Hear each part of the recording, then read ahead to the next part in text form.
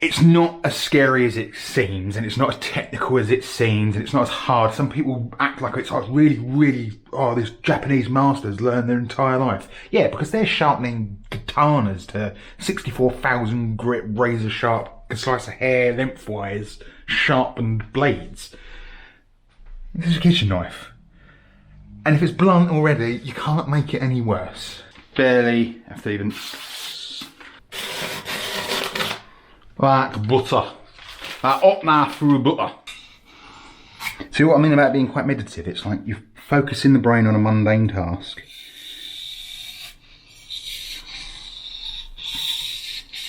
And it just helps clear your mind.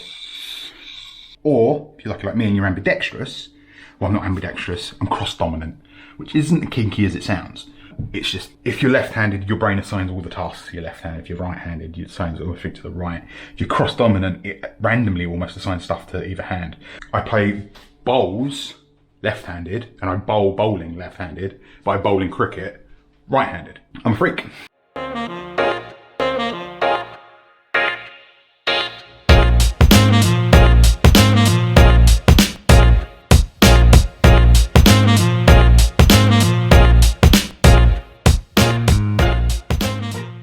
Good afternoon.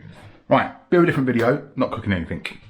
I am going to sharpen my knives. Well, I'm going to sharpen this knife specifically. I'm not going to do a video of me sharpening all of them. Not all of them need sharpening, but I've got a couple that could do with a sharpen. A sharp knife is a brilliant thing. So this is still currently, I can still chop with it no problem, slice, all that sort of stuff. It's not so blunt that it won't go through a carrot, and it's not blunt to the point where it's dangerous, because a blunt knife is dangerous. Like if you're trying to chop a carrot and it rolls, it's dangerous.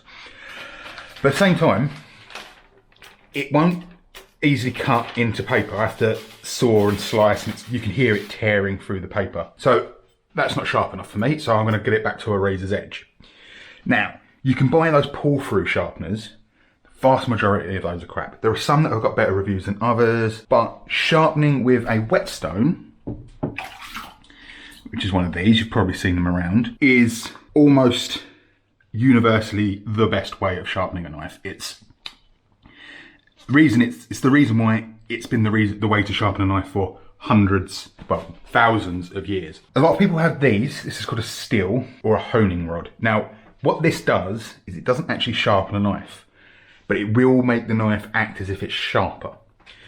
So if you were to get a microscopic camera, really good lens, look at the edge of that knife, right at the very tip. So if this is as if you're looking on the blade. As you sharpen a knife, with a new sharp knife, it will be a straight edge. Because that metal's very, very thin, it will slowly warp and buckle and turn and stuff. So you get a blade, this is a bit exaggerated, but the blade will end up being more like this. So as you're slicing in that direction and this direction, this, you're using the sharp cutting edge. But with this, at the points of the blade, you're actually pushing it across these sections that aren't straight. So even though there is still a sharp edge on the knife, because it's not straight, you're not getting as efficient a cut. So these, you see chefs doing all of this with them all the time. I use one of these every time I get a knife out, I'll hone it. Or if I forget, whenever I wash up, before I put them away, I'll give them a hone. Similar sort of thing, I'll get into angles in a second, because that's the really most important part of all of this. But what you essentially want to do is, I hold it like that, put the knife against it, tilt it out as if you're trying to cut the thinnest slice possible out of the steel, and just run it the full edge of the blade. And I do 3 on this side, 3 on this side, 2 on this side, 2 on this side, 1 on this side, 1 on this side, 1 on this side, 1 on this side. And that hones the blade. But that is just maintenance. To be fair, this is maintenance as well, but that just maintains a straighter edge. It doesn't sharpen it. If you were to look at the edge this way, microscopically, a sharp knife will go to a point. I mean, it will be a lot finer than this, but you know, I'm not a technical drawing person. But what happens is that very edge that goes to a sharp point slowly gets worn away and ends up dull. And if the knife's really dull, it'll be even worse than that. So what we need to do with a dull blade that looks like this is we need to remove material from here and remove material from here fashion a new edge. So now this, if you look at your knives up close, you can see this one, careful, but if you run a fingernail up it this way gently, you can find, you can usually see them as well, especially if, it was brilliantly sunny a minute ago and now it's got dark. I thought I had perfect light. There's little, tiny, little, just there and just about there, little tiny craters or pock marks, chips. Might not be where actual bit of metal's been chipped away, it could be just where it's been dented in. Depending on the strength and the brittleness, a harder knife will be brittler. So it will sharpen slower, but when it gets sharp, it will stay sharp and you'll be able to get it sharper. But that blade, like this bad boy, this is a high carbon steel blade. You can tell because it's usually a fair bit duller. It will rust a lot easier and it just sounds a bit different as well. It's, yeah. Right, this is a lot thicker gauge steel as well. Carbon steel is more brittle, which means it's more likely to chip. This is stainless steel, so it's a fair bit softer in the grand scheme of things. It's still very hard, but it's a bit softer. So this is more likely to warp and defect than actually chip. So, sharpening. We're going to use a whetstone, which is stone that's gritty, kind of like a sandpaper. They have numbers. So this is a 400 grit, 1000 grit. Most stones come two-sided. That's a 3000 and an 8000. Like sandpaper, the lower the number, the rougher it is. So the more material it will remove. There are other whetstones you can get. These ones need to be soaked. Most of the ones that you're going to be buying will probably need to be made wet. You can get diamond stones and oil stones and things like that don't. Diamond stones are for knives.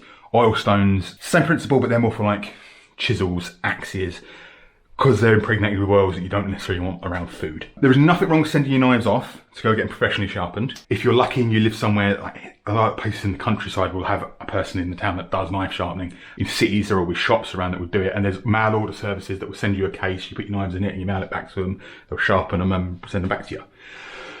But most of those services will charge you X amount per knife, or per inch per knife as well, because obviously you've got a much smaller knife, it's going to take a lot less sharpening.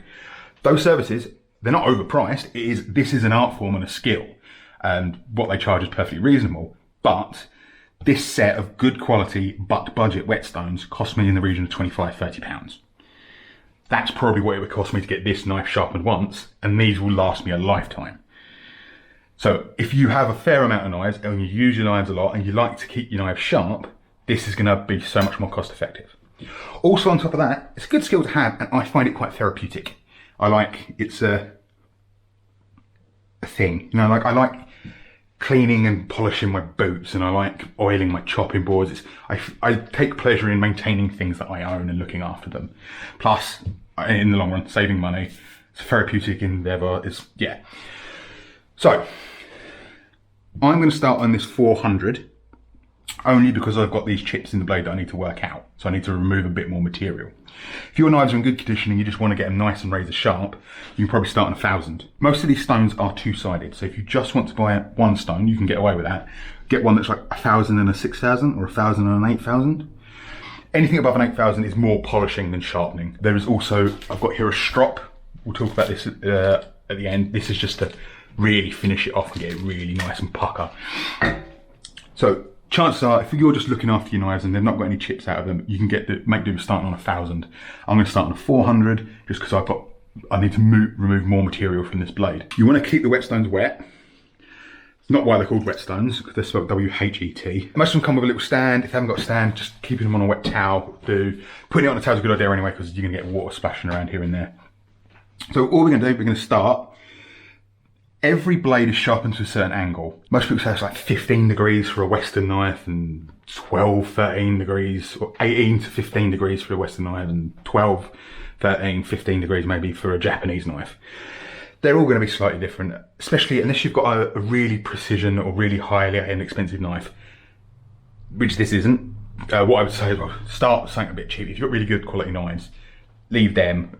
Learn how to sharpen on a cheaper one. Really cheap knives are never going to sharpen very well anyway. This isn't a bad quality knife, it is just a relatively cheap one. It's not an ad, it was actually given to me for free by ProCook. But it's a good quality knife, I really like it, the size, the shape, the way it holds, so I've looked after it. I like the bamboo handle as well. This is probably going to be in the region of 15 degrees for sharpening. Now you can buy clip-on guides on the blade that hold it at the right angle, they're pretty rubbish. But learning what angle to hold is the art form to this. I did have a little block that you used to put there that you'd use as a reference point and then move away from it, but I can't find that. So I can't give you any sort of feedback to how this feels, but if you lay the blade flat, if you look close, you'll see it's not just one continuous edge. Right at the very edge, there's a bevel, and that's where the edge starts. So if you lie it completely flat and then lift it up, you'll feel it sort of change its angle and get a bit more resistance. And then if you go past that, the blade will actually pick up. You can also, if you're careful and don't cut yourself, get your fingernail underneath and feel when it gets to the right angle. It's practice. It's about probably like a 2p piece, maybe two 2p pieces underneath there. But what we're going to do is we're just going to slide the blade down the stone. This hand is going to control the angle. This hand, these fingers mostly, are going to provide pressure, but only on the backstroke. As you're sliding forwards, no pressure on this hand, it's just there to guide. And then not loads of pressure, but just enough to just, you'll hear. Hearing sound that you get from the stone is actually quite helpful as well. So you just want to find your right sort of angle, and then we're just going to come back along the stone and forwards. You can keep your thumb at the back there if you want, and forwards.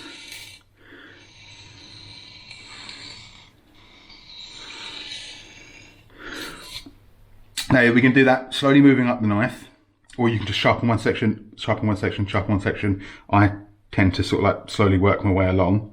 When we get to the edge, we're going to have to slowly move the knife around, which means the angle is going to change slightly, because here we don't want this to still be the same angle up off the stone, because that angle is going to be too much here. So we're going to have to almost tilt it down and come around.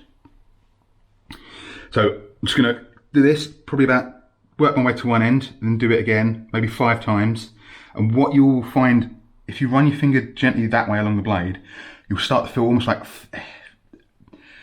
it's called a burr. It's like the metal starts to come around, and what will happen is as we remove this material from here, you end up with a bit, this is over exaggerated, like that. So then when we come through and sharpen the other side, we'll knock that back, and then we'll get a smaller one this side, and then slowly go back and forwards, back and forwards, back and forwards, until we go all the way down to the lowest stone, use the strop, and with that we'll completely go, and we'll have a razor sharp edge. So I'm just gonna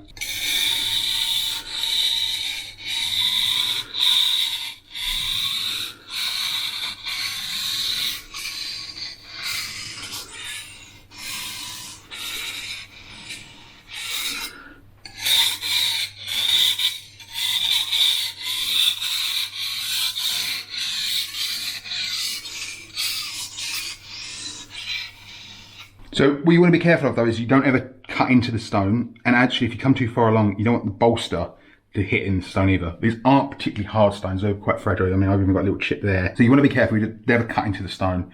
You'll damage the blade, you undo your sharpening, and you'll also damage the stone. And as soon as you've got chips and pocks, there's going to be areas that don't get sharpened on the blade, or worse, they're going to sharpen at different angles. And maintaining that angle the whole way through is the key to getting a good edge. The other thing I would say as well, try and use as much of the stone as possible. You are slowly removing parts of the stone, so eventually it will end up with a curve. And the less of a curve there is in there, the better. You can get a tool, it's actually called a flattening stone. That's a harder stone, almost like a brick, that you go over the top of this to flatten them out. But if you're starting off, you won't need to use that. That's after using your stone for quite a while. And if you're only sharpening your knives, say, once every 3 months, 6 months, maybe once a year, it's going to be quite a while till you need to worry about that. You can also see there's like this slurry starting to appear on the top here. Don't wash that off, don't wipe that off. That's bits of the metal that have been cut off, bits of the stone that have been worn away, and that creates a sharpening slurry that improves the effect of the stone on the blade. But make sure you keep it wet, which is why I like to have the sink of water next to the where I'm working. You can actually get a stand that goes over the sink, which is quite handy, but I haven't got one. So still need a few more passes on this. You can feel up, just start to feel that burr starting to show up. A few more passes on this side. Try not to drop off the edge of the stone as well, like I just did. You might want to keep a wet rag as well, just to wipe the blade down every now and again. Just have a little look at your handiwork. So I can see straight away the way I've been wobbling around, I've got more taken off in certain areas.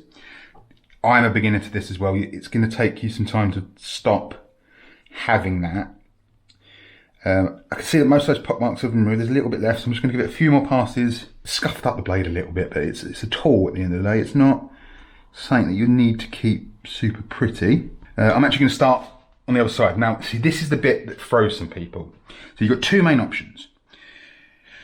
Turn the knife over, and now you've got to relearn that angle on the other side, and you work away from yourself, just in the opposite.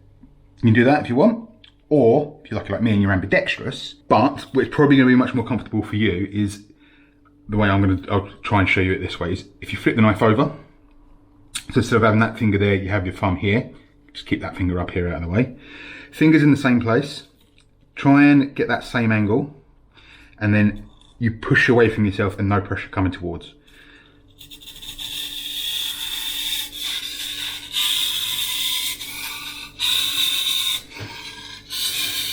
Relearning and re-engaging that same angle, which becomes a bit more of a skill to learn when you're now holding it the other way around. Take your time, be slow, doesn't matter, we're not here to impress anyone. We're here to sharpen our knives. And just be careful that this way around you don't get your fingertips caught underneath when you drag it back, because it's still a knife at the end of the day. I'm not doing a very good job on that side at all actually. You can see it's very, I don't know if you can, but lots of waviness along there, which is where I've not kept the angle consistent. But we have removed the chips, and there's a slight little bit more there, so I'm going to carry on just a little bit and then we'll jump forward to the next stone. Right, I'm happy with that. So now I'm going to go up to my next stone, which is on here as well. So I'm going to go from that 400 to 1,000. Now 1,000 was still removing a fair bit of material. Like I said, you can probably get away with starting on 1,000 if your knives are in pretty good shape and there's no chips and stuff that need working out and removing. And it's the exact same process on every side, every grit stone. It's just working a little bit less.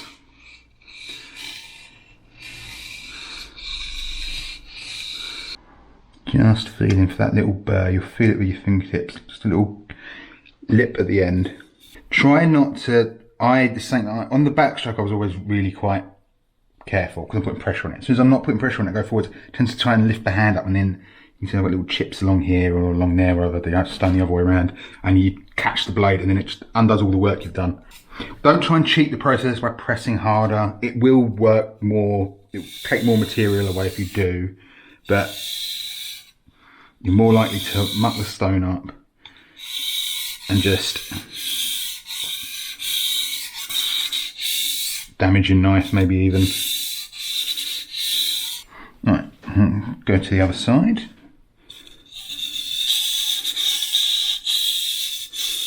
Do be careful, because you might start with a blunt knife, but you are getting to a point now where it is quite sharp. And again, keeping that angle the same is the most important thing. Getting the angle right is one thing, but the thing is, it's more about keeping it the same.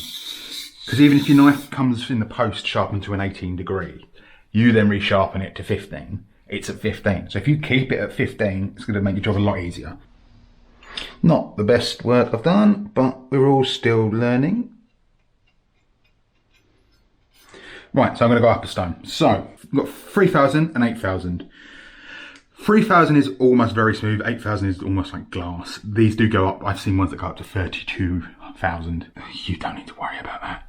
I've seen that edge in the sun and it looks really like I've done a really crap job, but it's just where I've caught it here and there. And like I said, this is a cheaper knife, and it's one that I have started off and started using to practice with. So I'm going to go, just for completionism, I'm going to go to the 3,000. Or am I? No, I'm going to jump straight to 8,000 because I don't think I need, this isn't going to be a perfect endeavour. Then I'm going to go onto the 8,000, and then it's just the same. Find the angle, keep the angle, pressure on the back stroke, no pressure going forwards. And you can hear how much smoother this is. So just same as we've been doing the whole time. Don't start to get bored, don't start trying to rush, because that's not what we're here for. We're here to sharpen our knives. And the backstroke.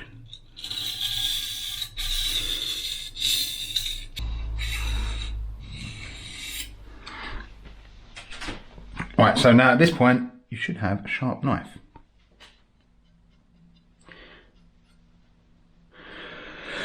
So at this point, we can talk about stropping, not being stroppy. Get enough from that for me X. This is a strop. It's a strip of leather glued to a block. It's a similar sort of thing, you know, you see the old, with the cutthroat razors, the barbers doing that on essentially a belt. Same sort of technique, it's just we want it flat. Now this is green, because you can see it's already got, it's got what's called a stropping compound, and that's this as well. That is, it's almost like a polishing compound, it's a sharpening compound technically. It's a medium with some grit in it. It's like even less than these. Now with a strop, you only ever pull away because it's leather and it's soft and your knife is sharp and it will cut into that leather. But it's the exact same thing. Find that angle and just drag the knife away. And I like to just do as fluid a motion as possible. And with a bit of practice, you may well be able to get your full length of your blade on that strop. But the same principles apply. It's all about that angle. So you get 4 or 5 on one side, and then 4 or 5 on the other side. And then I go back, so I've done 5, 5, and then I tend to do 3, 3, 1, 1, maybe 1, 1. So I'm going to do another 3 on this side.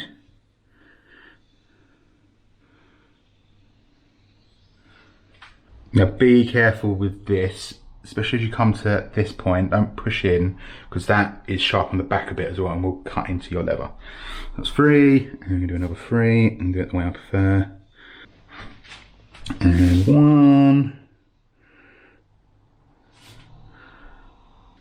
And 1. Last pass. And you're also putting next to no pressure down this. I'm actually putting too much, you see I'm leaving a mark on that. There. Give it a wipe. Be careful, because if you've done your job properly, you should have a very sharp knife now. Now remember, I had to push. There you go. That's much more absolute. Well, it's not quite perfect, but it's a hell of a lot sharper than it was. You can see like, I've got scuff marks, and there's bits where it's not quite straight. There we go. So, by all means, as you just witnessed, I'm not very good at this yet, but I'm a lot better than I was when I started, and I haven't done it too many times, only a couple of times. I find it very therapeutic. It's just you there sharpening your knives. If you've got more expensive knives, practice on your cheaper knives. And to be fair, there are better videos out there on YouTube, tutorials on how to sharpen a knife. So why aren't you watching one of them? Good question. Watch one of them next. But what I was kind of getting at more is, it's something worth doing. It doesn't cost very much, and if you've got good knives you want to look after, even though good knives, favourite knives. This isn't an expensive knife, but it's one of my favourites just because of the way it feels in my hand and the way I like the size of it, the shape of it, the weight of it. It's not as scary as it seems, and it's not as technical as it seems, and it's not as hard. Some people act like it's like really, oh, these Japanese masters learn their entire life. Yeah, because they're sharpening katanas to 64,000 grit, razor sharp, a slice of hair lengthwise, sharpened blades. This is a kitchen knife. And if it's blunt already, you can't make it any worse. Yeah. Bit of a different one this week. I don't know how long it is and a lot of rambling. It might be edited down. It might be quite a long video. Who knows? But it's something. Love yous. Gonna have to leave yous though. Love yous and leave yous. And probably do food next week, you know, just something a bit different. I was sharpening, I was like, well, I knew I was gonna have to get all the stuff out to sharpen. But like I said, this set was like 20, 30 quid maybe. That was like another tenner. And it's good quality stuff. I mean, if it's got good reviews on Amazon, it's probably gonna be all right. Try and avoid Amazon. But the problem with these sort of things is you might be able to get them out of Argos. Possibly places like B&Q. If it's one of those sort of, if you live somewhere a bit more rural, ironically, it might be easy to find this sort of stuff because butchers, farm shops, all those sort of things, they're much more likely to look after these sort of things. I hope you enjoyed that. Probably not too much in the way of laughs and maybe interesting, hopefully. I don't know, but cool. Bye. All right, quickly, I'm back. Just wanted to prove I could do it. So, spent a little bit more time on the 8000 just to polish that up and then stropped it a few more times. Now, I'm running out of paper. Barely have to even... like butter. Up now through butter. One thing actually I did forget to say is, obviously, you have to work your way through all the stones. If you're sharpening more than one knife, do all your knives on the 400 or the 1000, then do all your knives on the, don't go all the way through the stones and go back again, go through all the other stones. And once you're done with them, they could do with a wash because there's all grits and stuff on there. But yeah, for the second time, bye bye.